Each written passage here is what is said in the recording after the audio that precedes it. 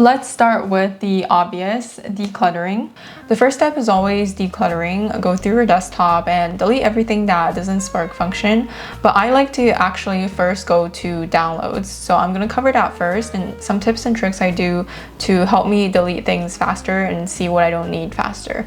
So I have my downloads open at the moment. Throughout this video, some of my files are hidden and they're not in like their usual spots. So here I have my downloads folder and I like to go through my downloads first. So you can simply have it like this, or you can do it as a list and show them as a list. I like to have them as icons just so I can quickly see what type of content is inside. So I can really tell that this is going to be a research paper and I don't really need it, so I can simply move it to the trash. There's also the columns option. If you have a folder open, it can show you the pathway of the folder. There's also this gallery option. You can see when it was created, etc. So just by looking in the icons, which is what I like to have, it, I can quickly see that this is something I don't need and you can move it to the trash. And on the right, this icon here can allow you to display your files in different ways. So I like to first look at it by date added. I can see files that are a lot older, and then I don't spend a lot of time looking at my files thinking if I need to delete them or not. I just delete the obvious ones that I know I won't need. So after I go through that, I change it to kind. So this way my files are sorted by what type they are. That way I can delete it by its kind. So I have a lot of audio files that I don't need anymore, and I just can quickly select all of them and delete it. Lastly, I do it by date last opened. So if I open something recently, that means I need it. And if I didn't, and it was last opened 2022, I might not need it. So that's a really quick way that I'm able to go through all of my files and see what is something I don't really open often and what is something I don't. So now we're gonna go through my organization system. And the next tip is to build a folder system that actually reflects your life. When I'm going through my downloads folder, sometimes I see these red dots. You might be wondering what they are and how I use them. So I'll go through that first because it's a very big function I use a lot. So those are tags. So I actually tag my files by the different colors. And these are all of my tags that I have. They are in different colors.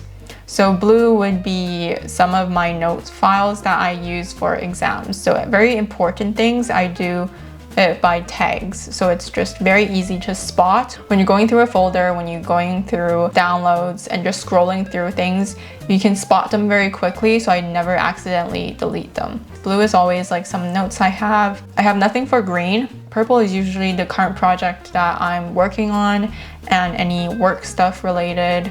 Research, so not necessarily school notes. So that's purple, and red is like personal documents that are very important. When you're going through downloads, you can select a few files and assign them a certain tag. So it's very, very easy. And I can simply tag this red, but these are actually just examples. They're not my red tags. I really like this feature. So now we've gone through a first sift of the files and deletions. We're now gonna start creating folders. And before that, your desktop might still have some leftover files. The reason why I like to keep my desktop with all of my screenshots is that screenshots are usually a temporary thing. So this way, unless they're very important and I've already put them in a document, and if it's still floating around, it probably means that I didn't have a task finished. So instead of just deleting random screenshots, ask yourself, why is this file even here? Is this something you're keeping because you might need it someday, or because you're avoiding deciding what to do with it? So that's why I always have my screenshots on my desktop. It's a reflection of how well I'm doing, like how organized am I currently, or how many tasks do I have at hand.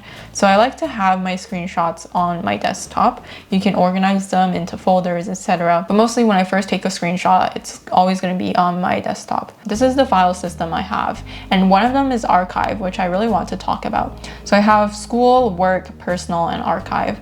So for archive, create an archive folder. And when you're going through your downloads or your desktop or documents, so any category, one thing you can do is, for example, when I search up PDF, I can choose kind PDF, and I can also click the add button over here, last modified date, and it's within the before 2025. So anything before 2025 will be shown down here, and before this date would be shown down here. And I can add more rules, so within, etc. And this can help me pinpoint documents, and I can select all of these and then add them to archive and sort them there, or I can just simply delete all of them.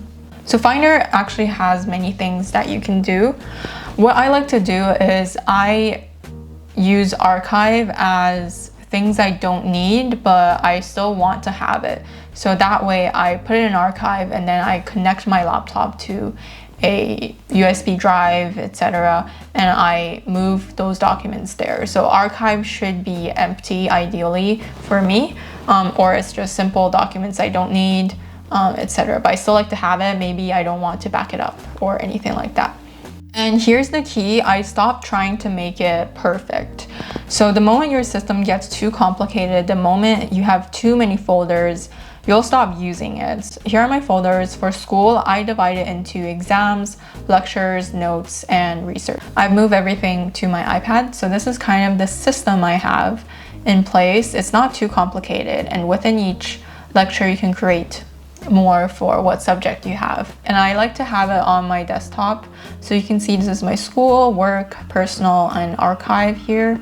I just changed the icon of it. The way you change it is you go to get info, and you can select this, copy any image you have, and then Command V to paste it. So these can be changed really easily without even downloading the picture.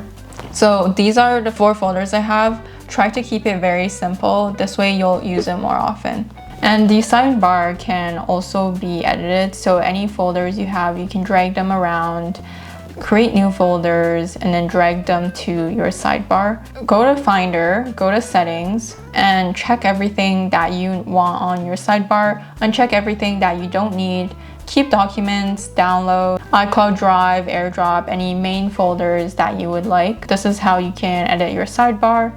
And then your tags as well. You can create new ones, edit them. It's a really simple way to do it. Some keyboard shortcuts I use are Command Space, and this enables Spotlight, and you can search for any apps, any files. Command Shift G can be used to go to any path of your folders. Command Option Escape can help you quit and delete any files that you have open. This is something we use before our exams to delete all our windows. Next is Backup and Sync. So there is iCloud, and my iCloud is quite full, so I actually don't use it to back up everything because I just have so many apps on my iPad. iCloud is just way too much. You can turn on iCloud Sync, and it syncs really well with your phone. So this layout will be the exact same on any of your iCloud devices. And I think it's really convenient, but I just personally don't use it because I use iCloud for a lot of my apps. And you can sync research across different devices, or you can do it by external SSD, which is what I do. So I have an external hard drive, and you can monthly clone important folders by sync or drag drop. So I do drag drop.